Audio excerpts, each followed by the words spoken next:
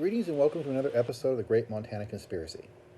Today we're actually doing a remote recording from a different location. I think everybody pretty much knows why, but that's not a failing. Actually, this is actually a good thing because this week should be the last time that we have any difficulties if the information I've received is true. Basically, small victory, which I will explain. But basically, in a nutshell, the targets that were the subject of the axe throwing business are reportedly being moved to the back wall of the facility, and pool tables are being put in where they are. Allegedly, this was a plan all along, but yeah, they've been open a week, and their plan was to remodel within a week. Yeah, it succeeded. Podcast was successful. Pressure on the business from other angles, I imagine, also pressured them to change this policy. Now, whether this affects just my side of the building or both sides of the building, I'm not aware. But I do know that it removes my standing to proceed, and therefore it kind of makes it difficult for me to go any further with this. And quite frankly, that's what I wanted. I just wanted the noise to stop. I wanted to be able to do it. But in solving this, I say small victory because it doesn't solve any of the actual underlying elitism, and in fact, it reinforces it. It's just a minor concession in a much larger scale war. For starters, on Monday I spoke with the city attorney's office, and the city attorney made it very clear that she would investigate it, she would look into it, ask questions, and I was supposed to get back to her on Wednesday. Well, instead, I got called by a Kalispell police officer on Wednesday, which gave me the idea that maybe I should wait a couple more days. The officer who called me was essentially delivering a warning not to trespass on the business property. According to him, he had been contacted by the female owner. Now remember, the male, a gentleman, was identified to me as the owner the night of the incident, when I first attempted to try to speak to them and find a way to negotiate around this issue. I'm guessing it's probably his wife, but the officer identified the female owner of the business. I don't know who that was. Name was not offered to me. She basically said she doesn't want you on the business premises. I'm like, I don't care. I don't have an interest in being on the premises. But the idea here, and the most important aspect to understand about this particular phone call, no matter how pleasant the officer was, no matter how pleasant the city attorney is, the fact of the matter is neither one are really acting within the realms of law. Remember, Kalispell Municipal Code Section 22.2 says the police department is supposed to perform duties required in the prevention and detection of crime. Now, again, essentially, if there is a crime, it is their job to prevent it. It is their job to detect it. It is not their job to serve as a personal representative of a business, to advance the ideas or will of an independent business or wealthy individual. It is not their business to be basically the bully man, the leg breaker, whatever else for a business. And that's exactly what happens. And this happens all the time. Kalispell Police Department will call routinely and enforce what is known as an 86, or you're being 86'd out, which I'll talk about in just a minute. But this is a frequent pattern. The Kalispell Police Department will call and act on behalf of the businesses rather than acting within the scope of the law. If this business wanted a restraining order or wanted me off the premises, the proper method would be for the owner or representative of the owner to deliver me personally a notice telling me I was no longer welcome on the premises, or seek a restraining order through the court of law. Those are the two proper methods. Having the police department call up and issue their warning for them essentially makes the Kalispell Police Department the representative of the business as within the scope of the law. Now keep in mind, I could certainly argue the point and just say, hey, that wasn't a legal representative of the business, therefore I'm not properly notified, but we all know what happens when you try to tell them they're doing it wrong. I've got 20 years under my belt as a consequence. But regardless, Delivering the notice of trespass is not in performance of either duty, any duties of the police department, but they do it. And just for the record, it is Montana Code annotated 45-6201. That's 45-6-201, which requires that to revoke the privilege of entry onto a public place, it requires a personal communication. This is directly from the law. Personal communication by owner or authorized representative. That's the standard. That's not even the standard, that's the law. Kalispell Police Department does not constitute as a personal representative of the business. Elitism at work, ladies and gentlemen. Because the police department is protecting a more elite group, business owners, rich, wealthy people, against the less elite individuals, which are the common people. KPD is not authorized to represent any business except their own department. That's just the fact of it. An interesting aside for any non-American, the term, because I know I wanted to reference this because I recognize there's going to be people out here who are not American who don't recognize the term 86. 86, or he's 86th, it means to be barred or kicked out of a business in modern American slang. The name origin is up to debate, where it came from. It's kind of fun to actually look back at where these words come from, what the meanings are. Some say it was soda counter jargon. You know, the soda counters we used to have here in the country where you go, you get your malts, you get your shakes, you get a burger possibly. And there was apparently a slogan. They would say, you know, there were various shorthand comments used in many restaurants in general. So you actually had the term 86 meant they were out of something. And it grew from there down into being out of something, but something is no longer welcome or not wanted on the premises. Another author suggested in my research that it actually comes from an electrical term, that the ANSI number of 86 is used to lock out a piece of equipment, to depower it. And this term has been around since around 1928. The soda counter jargon would have been around between the 1920s and 1930s. My favorite one I came across, though, comes from author Jeff Klein, who theorized in The History and Stories of the Best Bars of New York that the actual origin of this comes from a business called Chumley's that was located at 86 Bedford Street in West Village of Lower Manhattan. The story is that during the Great Depression, or during the Prohibition age, which of course overlapped with the Great Depression, but during the age of Prohibition, which stretched from 1920 to 1933, the Chumleys had an arrangement with the police department, and the police would call Chumleys before they effected a raid and would tell the business owners to 86 as customers, meaning that they should exit through 86 Bedford Street door, while the police would be coming in from the Pamela Court entrance. So there were two entrances in the business on two different streets. And by going out the 86 Bedford Court, or Bedford Street, or 86 Bedford Street entrance, they would actually bypass the raid. Whichever is true, I actually like that last story. Whether it's true or not, I don't know. But I actually like that last story because it has a little more history to it.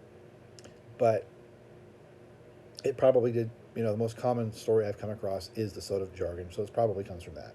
But who knows for sure. Just as an update, I did speak with the city attorney's office today, and they have declined to prosecute. But it does not mean that this is over. I mean, in fact, in the course of that conversation, I found out that this problem is going to be basically swept under the rug by all parties concerned, the city attorney and the local business. Hank's axe throwing, or Hank's Hatchets axe throwing. Essentially, what she told me was that the fire marshal was coming in to do an inspection anyway. And so she called the fire marshal and asked him to call her after the inspection. And after he was done with the inspection, he called her up and said that apparently the business was already planning to fix the problem. Supposedly it was already in the works. That the targets were being taken down from where they were and being mounted against the back wall of the business. And that pool tables were being placed there. Supposedly this had always been the plan. Yeah, right. They spent all this money, months of renovations, to open the doors with the targets mounted where they were, the cages around those, and everything mounted where they were. But within less than a week's time, they decided they're going to move them. That was always the plan. Activism works once in a while. In this case, it did. Sadly, it may have removed the immediate nuisance. It does not remove the underlying issues, which do need to be elucidated, which is why I'm actually coming out and making a follow-up to the elitism subject. Essentially, I was offered three reasons why the city attorney's office is declining to prosecute. The first is that the business plans to fix the problem have made the problem go away, and therefore there's no need to prosecute. With the fire marshal's report coming in, told the issue was resolved, the city attorney says, well, there's no reason to prosecute if the problem is gone. So moving the back wall, replacing it with the pool tables, that fixes the problem, sure, but what about the initial crime? So if I'm robbing a liquor store, you can't prosecute me because by the time you catch me, I've actually stopped robbing the liquor store. Right? That's the way the law works, right? A crime is committed, ladies and gentlemen. Just because you stop committing the crime does not mean that you do not guilty of committing the crime in the first place. I have killed you. You are dead on the floor. But I have stopped killing you. Therefore, you can't get me for murder. Welcome to elitism in Kalispell, Montana. But anyway, the second reason that was given to me as the reason why the city attorney's office is not choosing to prosecute is the city believes that any conviction at this level, apparently they had prosecuted a very similar case some time ago, it was overturned by the district court. In Montana, the municipal court decisions are taken up to the district court for appeal. If you disagree with the district court, they can go to the state Supreme Court. We don't have an intermediate appellate court. I've mentioned this in other podcasts. But basically, in a nutshell, what they're saying is that because they have the expectation that it will be overturned by the district court, why bother? Just because you think something might get overturned by a higher court is not a reason not to prosecute for a crime. That's ridiculous. I mean, nobody would be prosecuted. There's a chance that every single conviction ever made might be overturned by a higher court. So does that mean that no prosecutions are ever made ever? Of course not. It's a preposterous idea. But that was the second reason offered by the city attorney's office. The third, very interesting idea here, is basically a private versus public nuisance issue.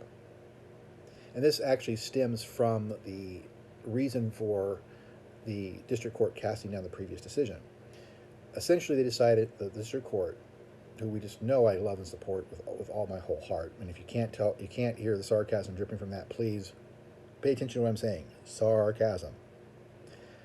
But basically, the idea the district court had to overturn the decision was that it was a private concern. Private citizens were affected. And therefore, it was not a public concern, and therefore the city attorney's office had no business prosecuting it. The city attorney, it was a civil issue belonging to the civil court. The city attorney did not involve prosecuting it.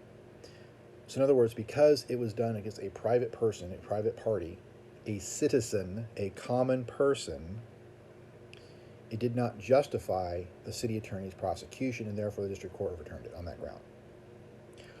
What a load of insert your cuss word here. That is just the most asinine excuse I've ever heard. Because a private person is affected and not a public person,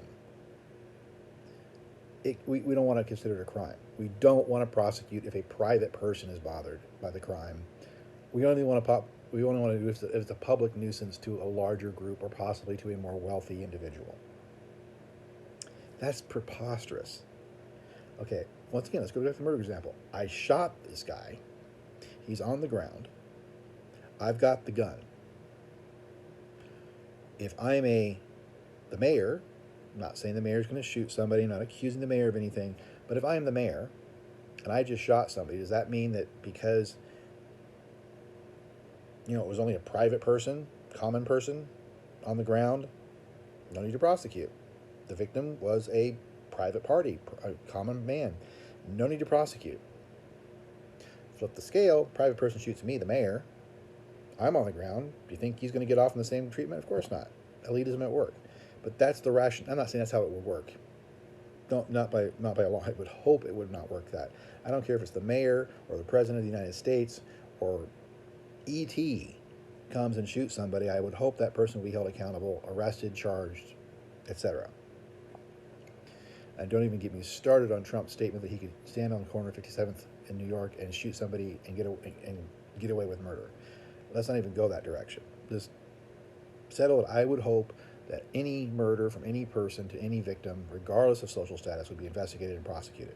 But in this particular case, noise nuisances, noise crimes, according to the city attorney's office, and by virtue of the district court's rubber stamp, which is basically set policy for the city attorney's office, private parties don't deserve to be represented in a criminal prosecution.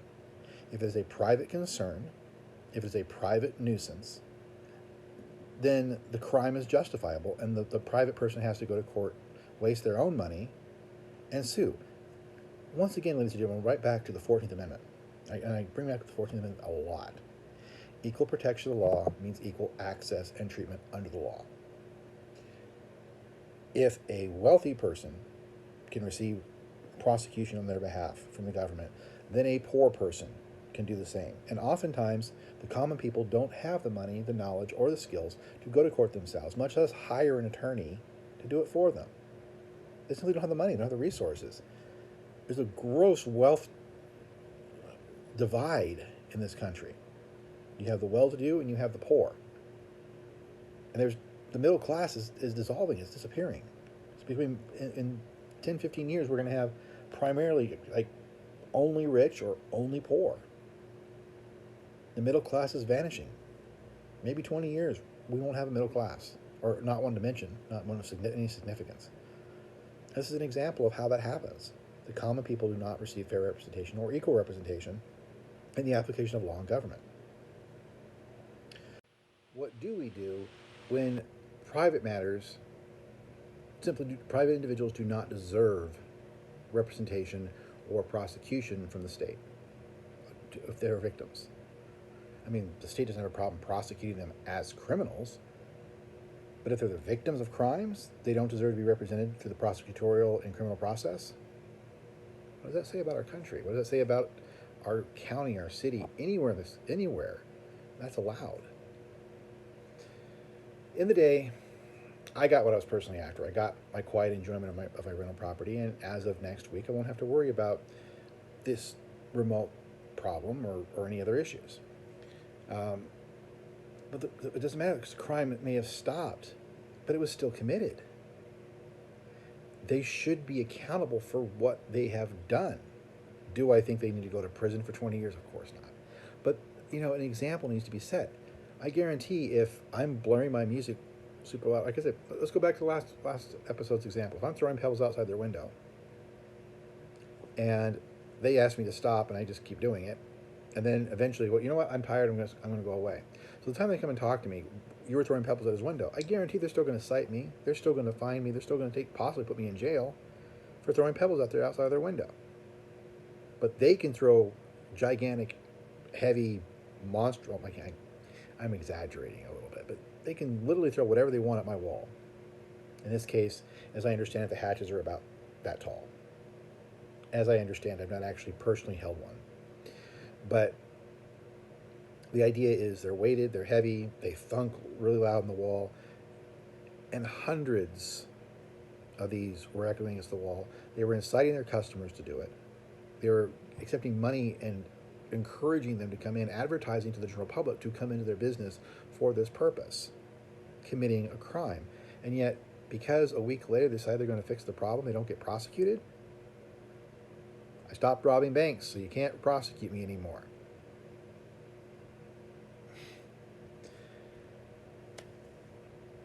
It's just, I don't know how else to say it. It's just so inconceivable that anybody can't see how broken and backwards that is. The personal problem may have been resolved, but the taint of elitism is still present. And this is not something that just affects the local area, and that's the really important part here. In American politics, elitism has been a problem since the founding of our country. Supposedly, we were supposed to set up the political parties to prevent this, but as anybody who watches American politics can see, that has certainly not prevented the rise of elitism in this country. In fact, both of the major political parties are basically two separate elitist organizations vying for control of the country.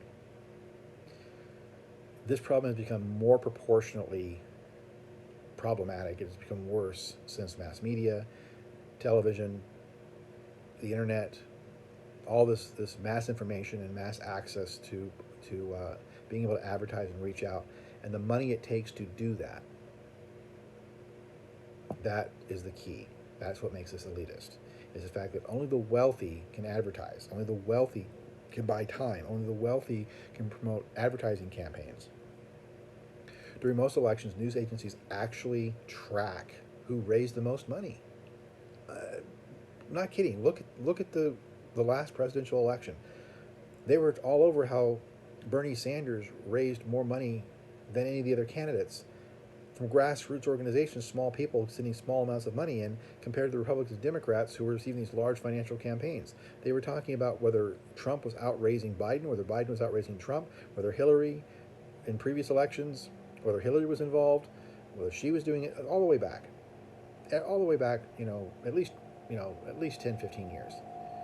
That's when I was paying attention to the fact that they were actually tracking the money raised by these candidates.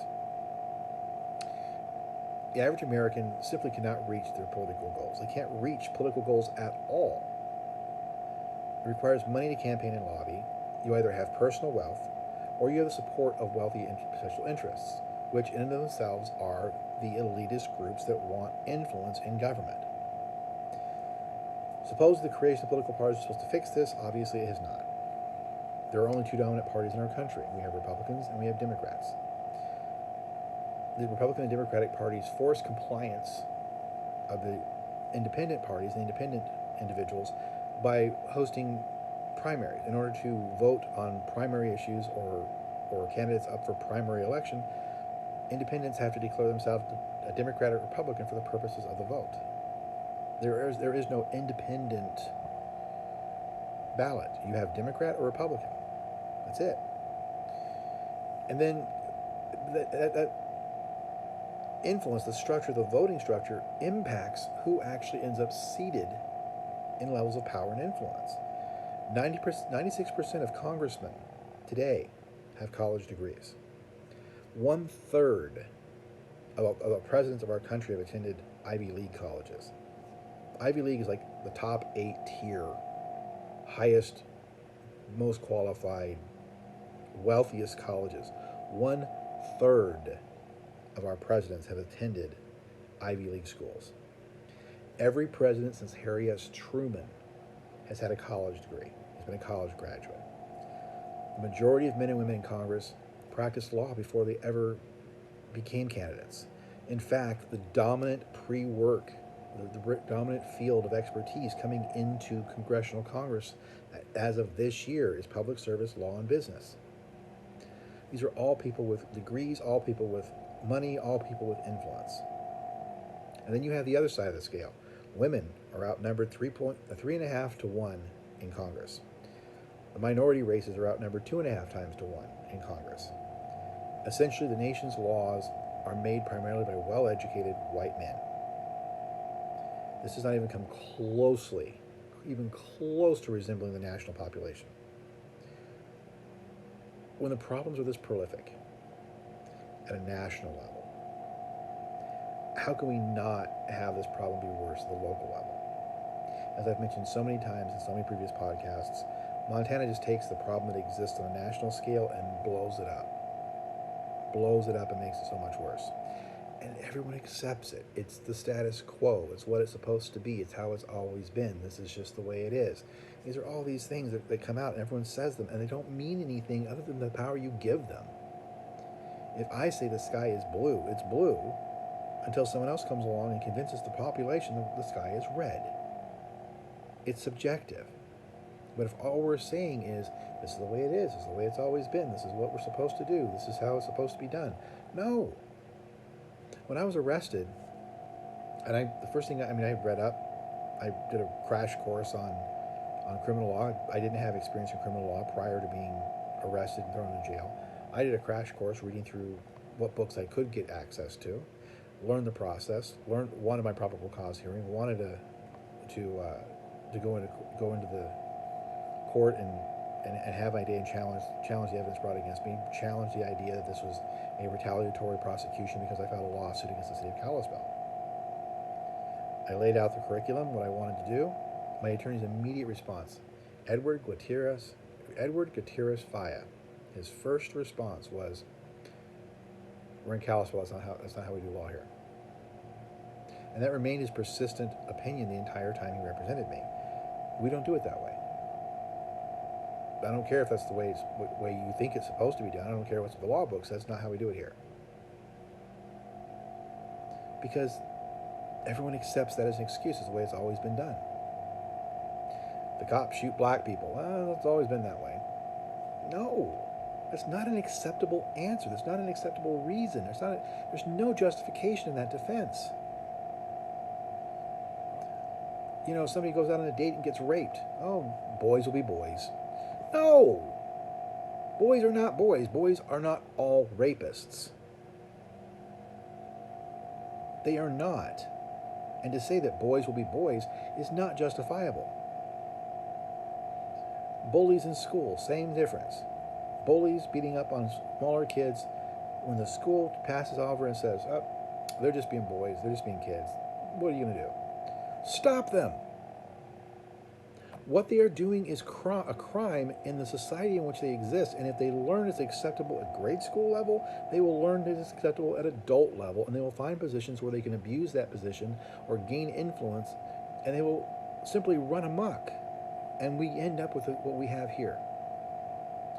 Wealthy individual children who are privileged, who are pampered, who are sheltered from consequence, grow up to be adult, larger versions of themselves. They don't just change because they turn 18.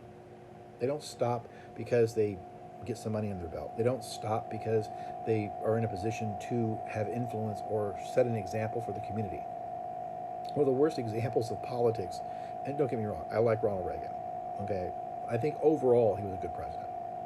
But he created the idea of trickle-down economics. Well, he didn't create, economists did, but he advanced and made it a public profile. And the idea behind trickle-down economics is that if we let rich people keep more money and we give them less taxes and we don't penalize them as much for doing business, then they will trickle those profits down to their workers. The workers will get more money.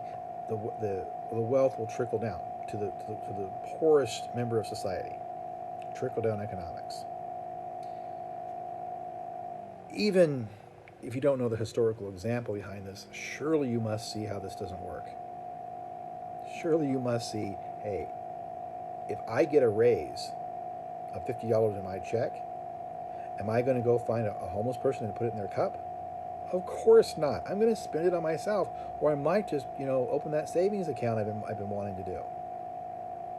Am I going to give away my hard-earned money if I get a $50 raise? Of course not. Now, you give a corporation an extra $10,000 tax benefit, you think they're going to say, we got $10,000 extra dollars. Why don't we give it to these poor people? Why don't we give it to our workers? Why don't we increase health benefits? Why don't we do? Of course they're not going to do that, because being in business is about making money, not giving money away. If you make money, you keep money, or you spend it on yourself. That's what money is. Businesses are not in the business to give their money away. Businesses are in the business to make money, to get higher profit yields, to get a bigger return so they can have more money for themselves. And yet, trickle-down economics was created, and it's still being prospered by Republicans to this day. We give tax breaks to the rich, the poor will benefit because they'll pass down in benefits and wages and everything else, and it doesn't. There's no reason, there's no incentive. Without an incentive to do so, the rich aren't going to do it. Okay? And if you're an elitist mindset and you think you're entitled to being an elitist, to being in charge or being privileged or not answering consequences by virtue of your station in society, you're not going to volunteer to be. You're not going to get martyrs. This Hank's hatchets and axe throwing isn't going to sit there and say, you know what? You didn't prosecute us. What? You need to prosecute us. You need to hold us accountable. We committed a crime. Get over here and prosecute us already. And if you don't, we're going to throw a protest on your front lawn until you prosecute us. Of course they're not going to do that. But there are people out there who would have you believe they would. But seriously, once again, when the problem is so prolific, how can it not be affected here locally? When local police can act as personal representatives for the elite members of society, they can walk in and escort you out of a place you've been renting for the last 3 years just because the owner wants you out. You got to go. Police are there to act as your strong arm. They're there to act as your muscle. What do you do when businesses can break the law but face no consequences? Hey, I stopped doing it, so you can't hold me accountable. Yeah, I was shooting at the guy. I shot at the guy on the street, but I stopped shooting him. Can't hold me accountable. I stopped shooting him. By definition, virtually every crime has stopped by the time the person is prosecuted. I mean, think about it. Even if they get arrested at the scene of the crime, they still go to jail. They still sit there in jail while they're waiting. Jail. They might get out on bond, whatever. They're waiting for the prosecution, waiting for their trial. And if they go into the court and say, Your Honor, you can't prosecute me because I'm no longer committing the crime I was arrested for, how many crimes do you think would get dismissed on that? Welcome to the Great Montana Conspiracy. As always, if you like these podcasts, please do share. Take the information, you share it with 10 of your friends, and they share it with 10 of their friends. We just grow exponentially. This is important information. This is important information that you need to know and that others need to know. So please, if you like what I'm saying, go to my YouTube channel. If you're watching this somewhere else, if you're on YouTube, great, you're already halfway there. Like and subscribe. Share the video. As always, I hope everyone out there is being safe, and whenever possible, please be free. Thank you.